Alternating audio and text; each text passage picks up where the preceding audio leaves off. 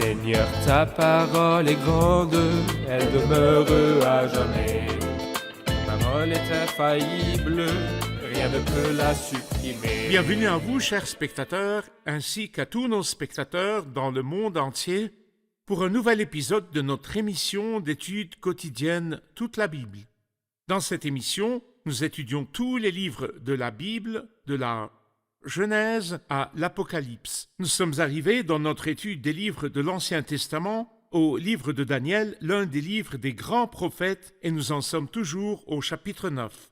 Dans l'épisode précédent, nous avons parlé de la prière de Daniel et nous avons appris qu'il s'agissait d'une prière fondée sur les Écritures, une prière avec foi, mais aussi une prière d'humilité et de soumission devant Dieu. Daniel s'identifie au peuple dans ses péchés, mais il s'en remet à la justice de Dieu et à la miséricorde de Dieu. Dans l'épisode d'aujourd'hui, nous parlerons de ce qu'on appelle la prophétie des 70 semaines.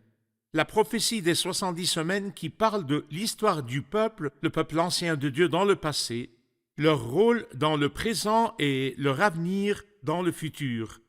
Le sujet d'aujourd'hui est très sensible et très important car il est lié aux prophéties de la Bible concernant ce peuple ancien. Par conséquent, si vous voulez comprendre le thème principal de la Bible, je vous invite à nous rejoindre dans l'épisode d'aujourd'hui. Permettez-moi d'abord d'accueillir notre invité, le serviteur du Seigneur qui nous honore de sa présence, Frère Youssef Riyad. Bienvenue, Frère Youssef. Merci beaucoup, Frère Ali. Bienvenue également à nos invités, nous sommes honorés de vous avoir parmi nous. Quelques instants et nous commençons notre étude d'aujourd'hui. Ne quittez pas.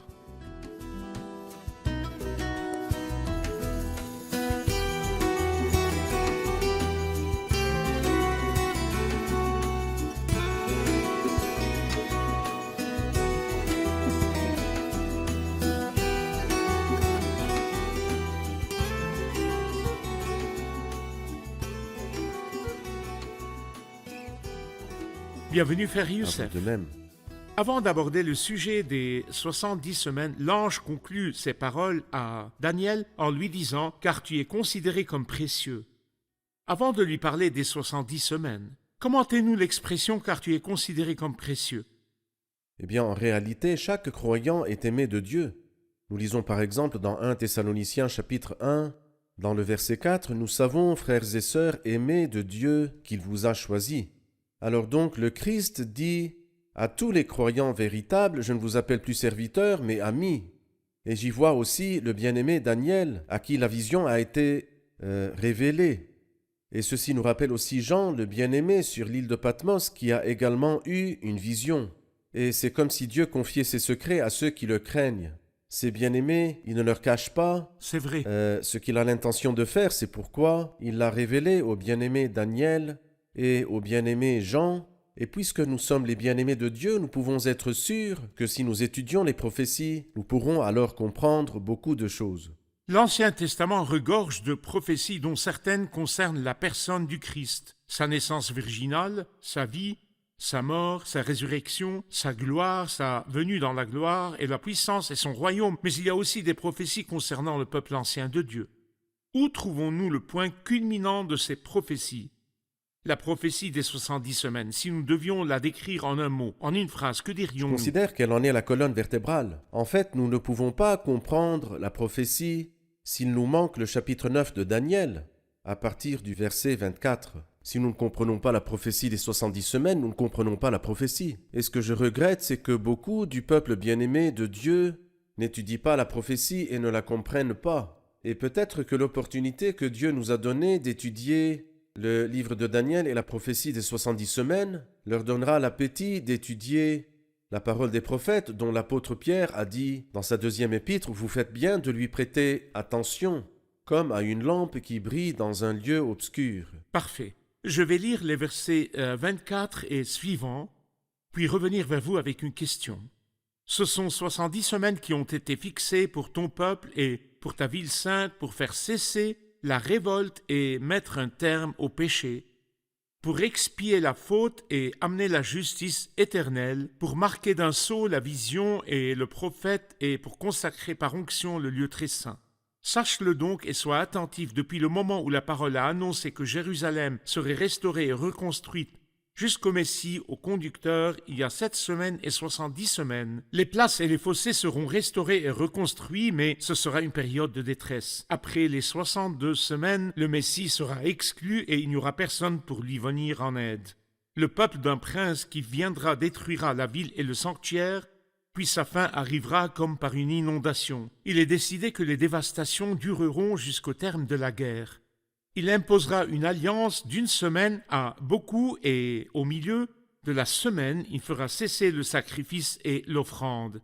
Le dévastateur commettra les pires monstruosités jusqu'à ce que l'anéantissement et ce qui a été décidé se déversent sur lui.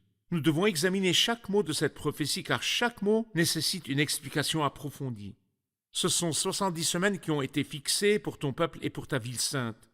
Je voudrais commencer par parler de la division de ces 70 semaines. S'agit-il tout d'abord de 70 semaines de jours ou d'années? Et quelle est la preuve qu'il s'agit de jours ou d'années? Eh bien, le mot hébreu pour semaine est traduit en arabe par 7. Certains l'ont comparé à une douzaine. Nos frères libanais et levantins en général utilisent le terme douzaine. Douzaine. Alors, qu'est-ce que c'est qu'une douzaine? C'est un ensemble de 12. Une douzaine d'œufs, une douzaine d'oranges ou n'importe quoi d'autre. Ici, la semaine signifie 7. Parfait. Est-ce que c'est 7 jours? Peut-être, 7 années, peut-être aussi.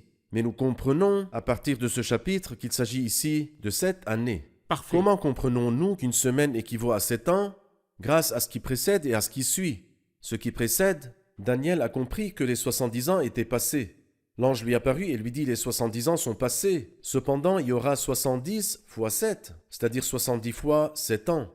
Et ainsi, dans le chapitre suivant, le chapitre 10, il dit « J'ai été dans le deuil et je jeûnais pendant 3 semaines, 2 jours. » 2 jours, il Cela a veut précisé dire, 2 oui, jours. comme s'il voulait dire que c'est différent des 7 semaines précédentes. Et en effet, nous comprenons que les 70 semaines représentent 70 périodes de 7 ans, soit 490 ans qui ont été fixés pour ton peuple et pour ta ville.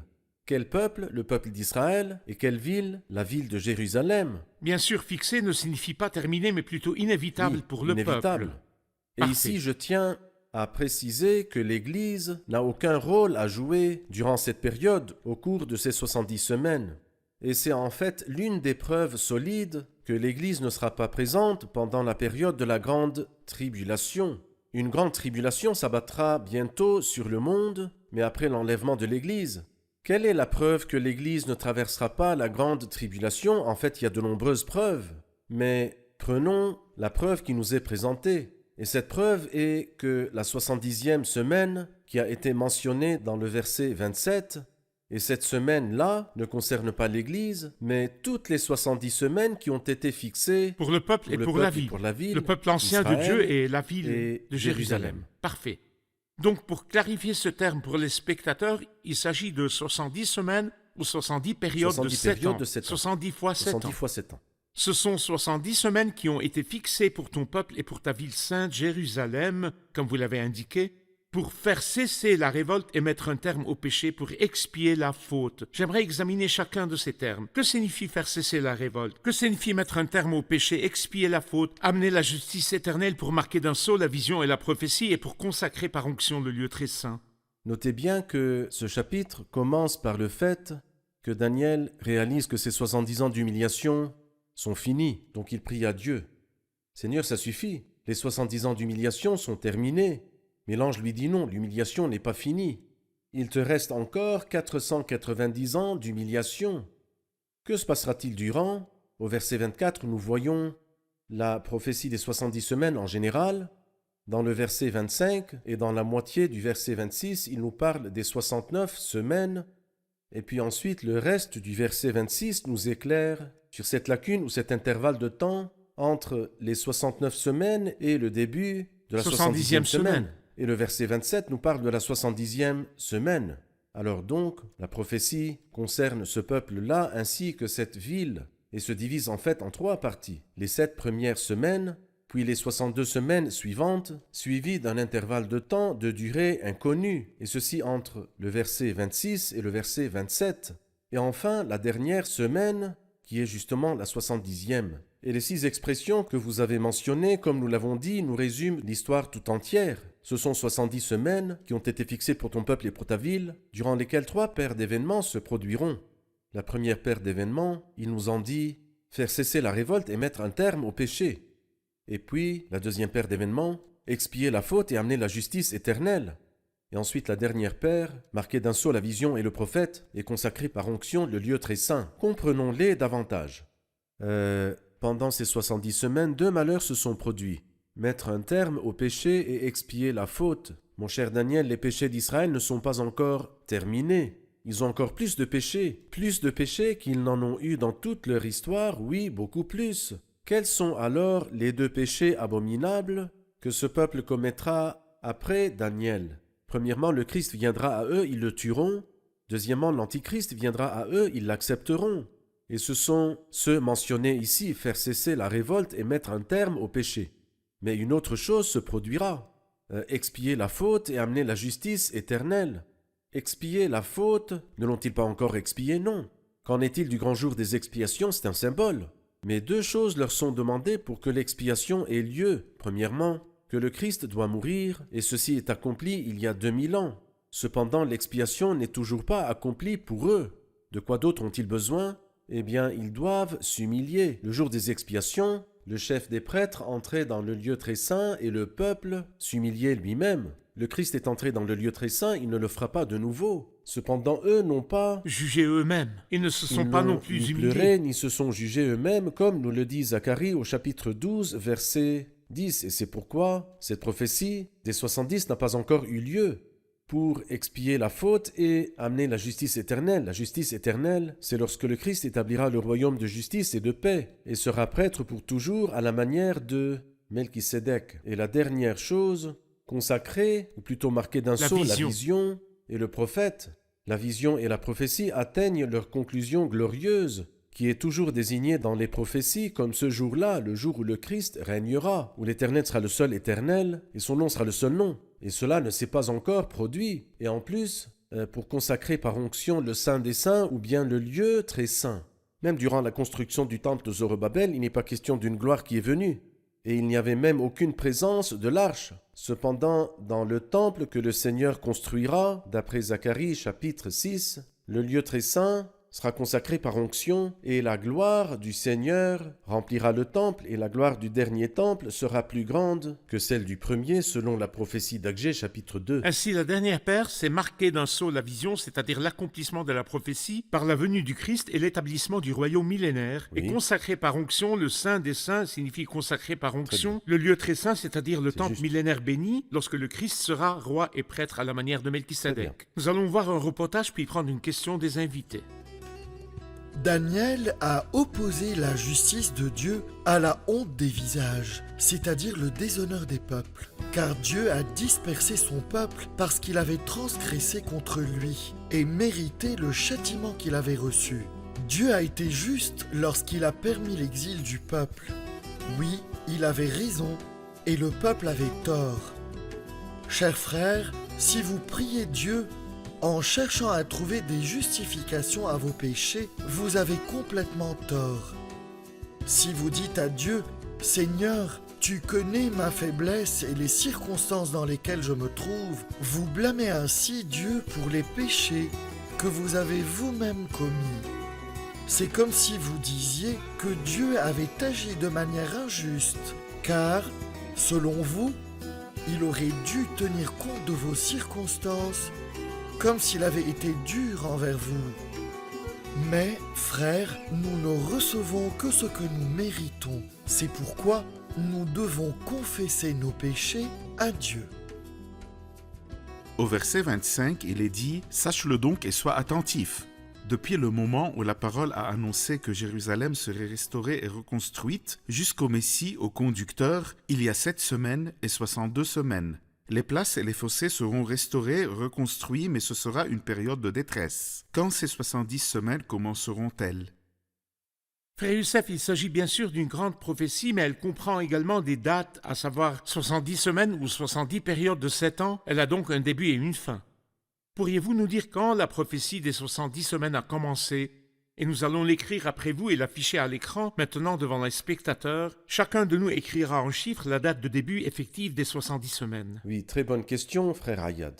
Et j'aimerais également rappeler aux téléspectateurs que le verset 24 donne en fait un aperçu des 70 semaines. Le verset 25 nous parle du début des 70 semaines et la première moitié du verset 26 nous parle de la fin des 69 semaines. Ensuite, le reste du verset 26 nous parle de l'écart historique entre la fin de la 69e semaine et le début de la 70e. Et puis ensuite, le verset 27 nous parle d'une semaine qui est particulièrement importante parce que c'est justement la semaine de la grande tribulation qui suivra l'enlèvement de l'Église et qui est extrêmement importante. Et le Seigneur en a beaucoup parlé dans Matthieu chapitre 24 et Marc chapitre 13 et Luc 23, etc. La dernière semaine est divisée en deux moitiés, la parties, première et moitié et la Il deuxième nous le dit moitié. ici, il Exactement, nous l'explique. exactement. Eh bien, Allez-y. au début des 70 semaines, dit-il ici dans le verset 25, depuis le moment où la parole a annoncé que Jérusalem serait restaurée, et c'est un point sur lequel les commentateurs ont divergé, mais il est clair. Certains disent que c'était à partir de l'appel de Cyrus le Perse. Quand Cyrus le Perse a lancé son appel, cela n'avait rien à voir avec Jérusalem, mais avec ceux qui veulent revenir pour construire une maison pour Oui. leur Dieu. Oui, Donc Cyrus le Perse n'a rien à voir avec les 70 semaines, pas plus qu'Esdras à son retour. Mais depuis le moment où la parole a annoncé que Jérusalem serait restaurée et reconstruite, ce que nous lisons dans le livre de Néhémie au chapitre 2, c'est lorsque Artaxerxès a demandé à Néhémie ce qu'il recherchait. Néhémie dit « La ville qui abrite les tombeaux de mes ancêtres est en ruine, je veux y retourner et rebâtir cette ville. » Et donc il lui a donné la permission dans Néhémie chapitre 2. et lui a donné les moyens. Tout à fait, il lui a donné les moyens et cela s'est passé en l'an 445 avant Jésus-Christ. Donc c'est à partir de cette année que nous commençons le compte des 70 semaines. Et je rappelle aux spectateurs qu'il existe un écart historique d'environ 2000 années entre le verset 26 et le verset 27. Commençons donc à partir de 445 avant Jésus-Christ et calculons ensemble jusqu'à la fin des 69 semaines où il est dit que le Messie sera mis à mort ou exclu et il n'y aura personne pour lui venir en aide. Cela Exclu. fait référence à la crucifixion du Tout à Christ. fait. Cela nous amène donc à quelle année après Jésus-Christ? Vers l'an 29, l'année où le Christ a été crucifié. Il a C'est été vrai. crucifié en l'an 29 après C'est vrai. Jésus-Christ. Ceci montre une extrême précision dans la datation Il des y a un événements livre très bibliques. important intitulé Le Prince à venir, écrit par un homme nommé Robert Anderson, qui a calculé jour par jour, depuis le moment où la parole a annoncé que Jérusalem serait restaurée en 445, et jusqu'à l'entrée du Christ dans Jérusalem lors de son humble procession. Et le résultat était exact au jour près, et c'est là l'incroyable précision de l'inspiration. Certains critiquent le livre de Daniel, affirmant qu'il est impossible qu'il soit aussi précis, et qu'il a donc dû être écrit après cette époque, à l'époque des Maccabées. Mais quand il a parlé de l'entrée du Christ, l'a-t-il écrit après l'entrée du Christ à Jérusalem? Bien sûr, les personnes qui nient l'inspiration ne croient pas que Dieu connaît dès le début ce qui doit arriver. Nous avons donc convenu que le début des 70 semaines était en l'an 445 avant Jésus-Christ, par le décret émis par le roi Artaxerxès, qui a donné les moyens et chargé Néhémie de revenir pour reconstruire cette ville et ce lieu. Très bien. Il dit ensuite, depuis le moment où la parole a annoncé que Jérusalem serait restaurée et reconstruite jusqu'au Messie, au conducteur il y a 7 semaines et 62 semaines. Les places et les fossés seront restaurés et reconstruits, mais ce sera une période de détresse. Après les 62 semaines, le Messie sera exclu et il n'y aura personne pour lui venir en aide. Pourquoi il a divisé ces semaines en 7 et 62? Pourriez-vous nous l'expliquer? Oui, les 7 semaines correspondent à 49 ans, n'est-ce pas? C'est vrai. Qui se termineront en l'an 397 avant Jésus-Christ. Et on dit que le prophète Malachie, le dernier des prophètes de l'Ancien Testament, a écrit sa prophétie en l'an 397 avant Jésus-Christ. Et nous sommes entrés dans une période que les commentateurs de la Bible appelaient la période du silence. Le silence de Silence l'inspiration. d'inspiration. À partir de 397, il n'y a plus eu de prophète ni aucune nouvelle inspiration jusqu'à la naissance de Jean-Baptiste, le prophète, qui a préparé le chemin devant le Christ. Et c'est pourquoi, pour rassurer le peuple, car comme nous l'avons dit, ce peuple était sur le point d'entrer dans une période de silence, sans aucune prophétie ni vision divine. Alors donc pour rassurer les pieux qu'ils sont vraiment sur le bon chemin, et qu'à la fin le Messie viendrait, il leur a dit il a divisé la période en 7 semaines suivies de 62 semaines. Durant les 7 semaines, la révélation sera scellée, mais ici les places et les fossés seront restaurés et reconstruits, mais ce sera une période de détresse. Ces paroles nous ramènent au livre de Néhémie, quand il construisait, mais il le faisait dans la détresse et la difficulté, de sorte qu'il portait une arme en plus de l'outil avec lequel il construisait. Les outils étaient là et les armes étaient là, car justement les ennemis les entouraient. Les places et les fossés ont été reconstruits dans une période de détresse. Pendant les 7 premières années ou les 7 premières Les 7 premières semaines, années. Très bien. ce qui représente Oui, 49 ans. Au verset 26, il est dit « Après les 62 semaines, le Messie sera exclu et il n'y aura personne pour lui venir en aide. » Que signifie l'expression « Le Messie sera exclu et il n'y aura personne pour lui venir en aide » Ce verset, même dans la composition hébraïque, est assez complexe, au point que les traducteurs l'avaient traduit de plusieurs façons dont je suis totalement satisfait, mais je vais me concentrer sur celle que nous avons entre les mains. Certains disent que cela signifie qu'il ne va pas mourir pour lui-même, ou bien parce qu'il mérite de mourir, mais qu'il mourra à cause du péché de son peuple, C'est vrai. ou à cause de notre péché. Et d'autres disent que ça veut dire qu'il n'y a personne pour le défendre. Et effectivement, tous ces bien-aimés ont pris la fuite. Ils l'ont abandonné. Ils l'ont abandonné, personne n'est resté pour le défendre. Il n'y avait personne à ses côtés. Et d'autres personnes interprètent cela comme un échec, comme si son ministère avait échoué, apparemment. C'est-à-dire qu'il était clair, quand le Christ était sur la croix et ses disciples s'étaient partout dispersés, que le Christ a accompli le plus grand ministère sans résultat. Cependant, considérons maintenant notre traduction. Le Messie sera exclu et il n'y aura personne pour lui venir en aide. Bien qu'il soit le roi à qui appartient le règne, mais malheureusement quand il est venu, son peuple dit « Nous ne voulons pas de toi ». Il a été crucifié nu et mis à mort, il a été exclu sans personne pour lui venir en aide. Mais nous savons très bien que notre Seigneur, celui qui est mort, sans personne pour lui venir en aide, reviendra une deuxième fois et toute chose lui sera donnée, Dieu l'ayant établi héritier de toutes choses. Parfait, merci. Prenons une question des invités. Au verset 26, après les 62 semaines, le Messie sera exclu et il n'y aura personne pour lui venir en aide. Le peuple d'un prince qui viendra détruira la ville et le sanctuaire. Puis sa fin arrivera comme par une inondation. Il est décidé que les dévastations dureront jusqu'au terme de la guerre. Que veut-il dire par le peuple? Qui est le prince qui viendra et quand cela se produira-t-il? Nous voulons savoir qui est le peuple qui est mentionné ici, qui est le prince et que fera-t-il à cette ville? Eh bien, comme nous l'avons dit, frère Ayad, Daniel pensait qu'à la fin des 70 ans, la misère du peuple serait finie et que la gloire reviendrait. Pour trouver Gabriel lui annonçant 3 tristes nouvelles qui l'ont bouleversé, si je puis dire. La première nouvelle est que le Christ viendra et sera exclu. Il va mourir. La deuxième nouvelle est que la ville et le sanctuaire seront détruits à nouveau. Ils seront détruits à nouveau. Nebuchadnezzar ne les a-t-il pas déjà détruits? Ce qui va venir sera pire, plus terrible et plus cruel, parce qu'ils auront tué le Christ. Et ensuite, en plus de cela, un homme mauvais viendra et profanera le temple, comme il est dit dans le verset 27, le dévastateur commettra les pires monstruosités. Alors ce sont 3 nouvelles inquiétantes. Et pourquoi? Car le Christ est venu et a été rejeté. Et c'est pourquoi après il n'y aura personne pour lui venir en aide. Il dit immédiatement le peuple d'un prince qui viendra.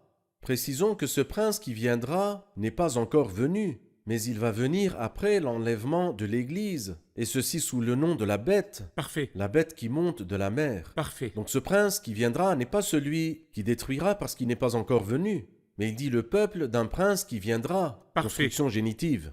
Donc c'est le peuple de ce prince-là qui détruira. Qui est le peuple qui a détruit la ville et le sanctuaire? Les Romains. Et Parfait. c'est pourquoi nous déduisons de ce verset-là que le prince qui viendra sera de Rome. C'est vrai. Cela signifie que l'Europe va se réunifier et effectivement nous en sommes témoins. Et alors le puissant prince émergera de Rome afin de faire revivre l'Empire romain. Donc c'est le peuple d'un prince qui viendra, qui n'est pas encore venu jusqu'à maintenant. Le Car prince n'est pas encore le venu. prince n'est pas encore Mais venu. le peuple est venu. Mais le peuple a détruit la ville en l'an 70, 70 après Jésus-Christ. Jésus-Christ. Il détruira la ville et le sanctuaire et ce n'était pas la fin. Mais il est décidé que les dévastations dureront jusqu'au terme de la guerre. C'était inévitable. Et je ne pense pas qu'il n'y ait une seule ville, Je n'en suis pas totalement certain, mais ce que je sais, c'est que la ville de Jérusalem n'a presque pas connu un siècle sans endurer une guerre ou plus d'une guerre. Et cela continue. C'est jusqu'à maintenant. C'est vrai. Ça continue. C'est Et ce vrai. qui l'attend est pire. Les paroles de Dieu sont extrêmement précises.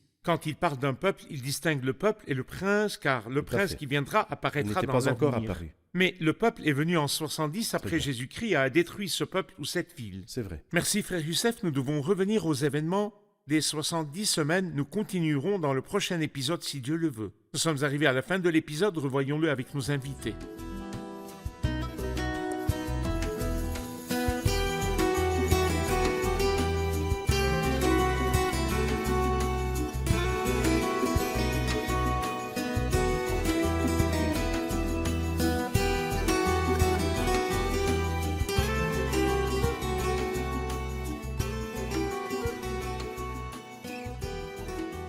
Bienvenue.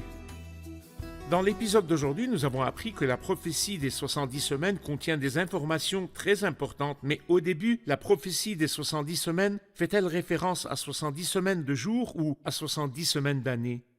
Il s'agit ici de 70 semaines d'année. La preuve se trouve au chapitre 10, au verset 2, où 3 semaines des jours sont explicitement mentionnées. Le chapitre 10 les précise comme étant des jours, alors qu'ici ce n'est pas le cas. Ce sont en effet des années. Très bien, frère Le Youssef. début du chapitre parle de 70 ans. Il s'agit donc ici d'années. Et le mot semaine en hébreu signifie 7. Merci frère Youssef, Que que Dieu Dieu vous vous bénisse. bénisse.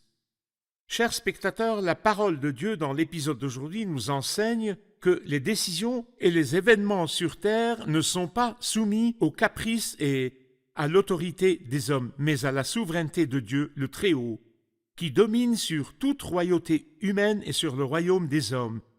Il dirige les événements conformément à sa volonté. Il a déterminé la durée des temps et le nombre d'années pour ce peuple rebelle, ce peuple obstiné, ce peuple déporté et éprouvé, mais une terrible tribulation les attend qui s'abattra sur eux et sur le monde entier. Mais à la fin de cette tribulation, la prophétie sera marquée d'un sceau et le lieu très saint sera consacré par onction lorsque le Christ régnera sur terre. Tout sur terre se déroule selon le plan et les desseins de Dieu.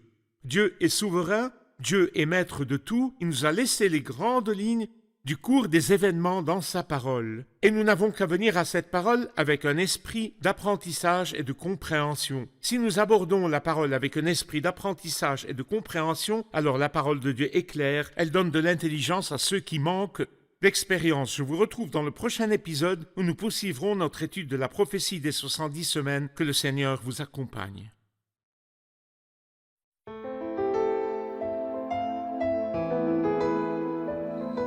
Seigneur, ta parole est grande, elle demeure à jamais. Ta parole est infaillible, rien ne peut la supprimer.